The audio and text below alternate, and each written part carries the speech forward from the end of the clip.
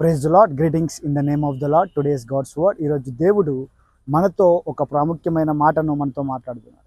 ఎప్పుడైతే తన శిష్యులు, యేసుప్రభు వారి శిష్యులు ఆయన వద్దకు వచ్చి ఒక మాట అంటారు, how to grow in faith, how to have daily, అంటే ప్రతిరోజు వాళ్ళు విశ్వాసంలో ఎలా ఎదగాలి, ప్రతిరోజు ఆయన ఏ విధంగా అయితే ప్రేయర్ చేసుకుంటాడో, ప్రతిరోజు ఆయన ఏ విధంగా అయితే జయిస్తాడో, ప్రతి సమస్యను ప్రతిరోజు జయించడం అనేది చాలా ముఖ్యం. ఈరోజు మనము ఒక పనిని చేద్దామనుకుంటాం, కానీ నెక్స్ట్ డే ఆ పని జరగదు.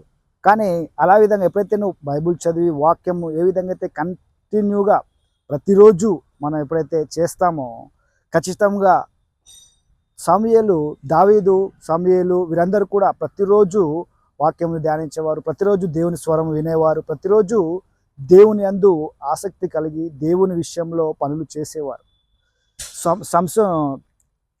దానియేలు ఒకరోజు ఒక సమస్య వచ్చినప్పుడు ఆయన కంటిన్యూగా 21 days ఫాస్టింగ్లో ఉండి, ప్రార్థనలో ఉండి, ఆయన ఒక కంటిన్యూగా దేవునిలో ఉన్నప్పుడు ఒక సమస్య గురించి దేవుడు ఆయనతో ఖచ్చితంగా ఒక దూతను పంపించి పరలోక రాజ్యం నుంచి దేవుడు ఆయనతో మాట్లాడతాడు. అంటే ఆయన ప్రతిరోజు కంటిన్యూగా 21 days చేస్తున్నాడు, ప్రార్థన చేస్తూ, బైబిల్ చదువుతూ, వాక్యం ధ్యానిస్తూ, ఆ గ్రంథాలను ధ్యానిస్తూ, ప్రతిరోజు ఆయన ఫాస్టింగ్ చేస్తూ దేవునిలో గడుపుచుండగా దేవుడు ఆయనను దర్శించాడు. కాబట్టి మనం కూడా ప్రతిరోజు కంటిన్యూగా దేవుని వాక్యంలో, దేవునిలో ఉంటున్నట్లయితే దేవుడు ఖచ్చితంగా మనల్ని దర్శించి, ఖచ్చితంగా మన సమస్యల నుంచి విడిపించి, ఆ దేశాన్ని ఏ విధంగా అయితే ఆ బానిసత్వంలో నుంచి విడిపించాడో, అదేవిధంగా దేవుడు మన జీవితంలో మన ఏదైతే బంధకాలు, ఏవైతే కట్లు, ఏదైతే చేతబడి క్రియలు, అంధకార శక్తులు, ఏదైతే బలహీనత, ఏదైతే ప్రోగ్రెస్ అవ్వడం లేదో, అది ఎప్పుడైతే కంటిన్యూగా నువ్వు చేస్తావో అప్పుడు ఖచ్చితంగా ఒక ప్రోగ్రెస్ కనిపిస్తుంది. Thank you.